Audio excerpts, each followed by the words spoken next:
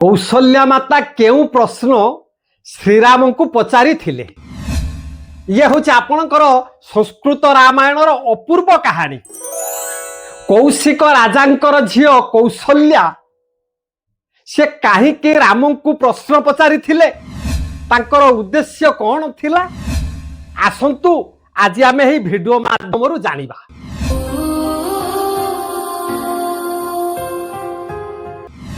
चौदह वर्ष वनवास परे लंकारे रावण को मारी रघुकुल तिलक पतित पावन राम आज अयोध्या भूमि को फेरु संगरे अछंती अनुज लक्ष्मण, तांकर पत्नी पृथ्वी झियो पार्थिवी, यही तीन जन अयोध्या माटी रे उपस्थित हेले। रामन को देखी अयोध्यावासी माने आनंद मुखरित हो उठिले। कहीं ना जेते बेले राम वनवास को जीवा पाई बाहरी थिले सेते बेले अयोध्यावासी माने कांदी पकाई थिले। आज जेते बेले वनवास रु मुक्त होई राम अयोध्या को आसी छंती, एहा देखी अयोध्यावासी माने आनंद हेई गले।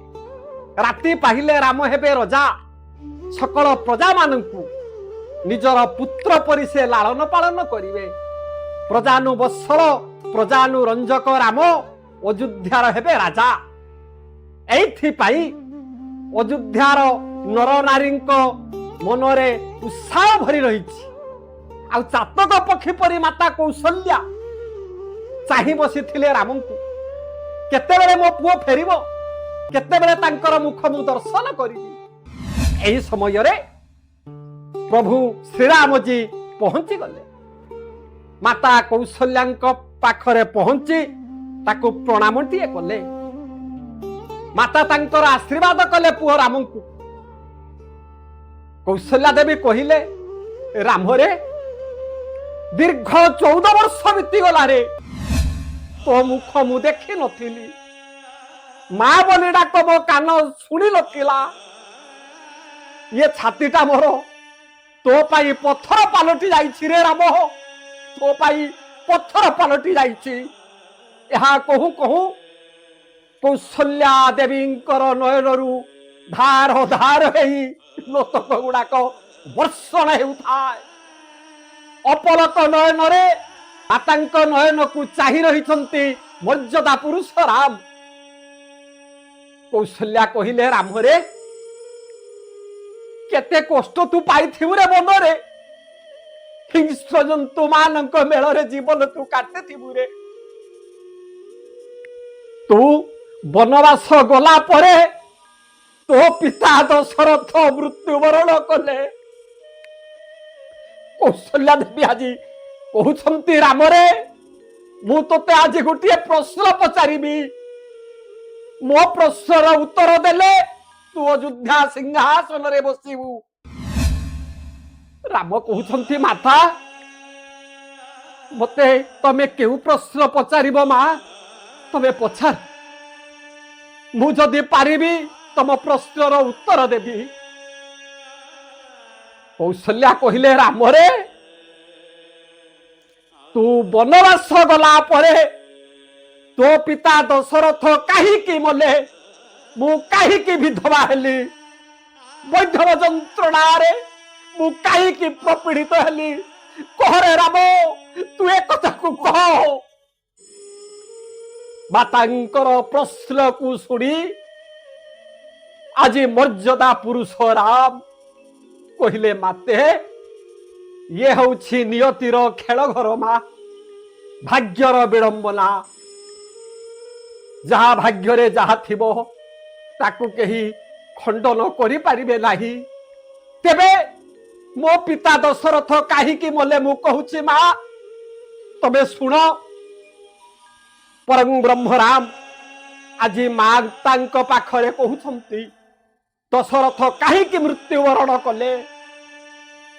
राम कहिले, माते मु जन्म ही नथिली, मो पितांकर गुटिए भूल रही जाइथिबा जुगु से मृत्युवरण कले। मा से भूल कौन आज्ञा, ନା ଥିଲେ ରାଜା ଦଶରଥ ଶିକାର କରିବା ପାଇଁ ନିବିଡ଼ ନିଘଞ୍ଚ ଅରଣ୍ୟ ମଧ୍ୟକୁ ଯାଇଥିଲେ। ଆଉ ସୈନ୍ୟ ସାମନ୍ତ କେହି ସାଙ୍ଗରେ ତାଙ୍କର ନଥିଲେ। ଅରଣ୍ୟରେ ଭ୍ରମଣ କରୁଥିବା ସମୟରେ ସେ ଗୋଟିଏ ଶିଶୁ ବଦ୍ଧ କରିଛନ୍ତି। ସେ ଶିଶୁ ଜଣକ କିଏ? ସେ ଶିଶୁ ଜଣକ ହେଉଛନ୍ତି ଆଜ୍ଞା ଶ୍ରବଣ କୁମାର। ଝରଣା ନିକଟରେ ତାଙ୍କୁ ଶରବିଦ୍ଧ କଲେ ମୋ ପିତା। ତାଙ୍କର ଶ୍ରବଣ କୁମାରଙ୍କର ପିତା ହେଉଛନ୍ତି ଶାନ୍ତନୁ, ସେ ହେଉଛନ୍ତି ଅନ୍ଧ। ତାଙ୍କର ମାତା ହେଉଛନ୍ତି ଜ୍ଞାନବତୀ, ସେ ହେଉଛନ୍ତି ଅନ୍ଧୁଣୀ। ତେଣୁ ଏଇ ଅନ୍ଧ ଆଉ ଅନ୍ଧୁଣୀଙ୍କର ଗୋଟିଏ ବୋଲି ପୁଅ ଥିଲା ଶ୍ରବଣ କୁମାର। ମୋ ପିତା ତାଙ୍କୁ ବଦ୍ଧ କରିଥିବା ଯୋଗୁଁ ଅକାଳ ଚଡ଼କ ତାଙ୍କ ମୁଣ୍ଡରେ ପଡ଼ିଲା। ମା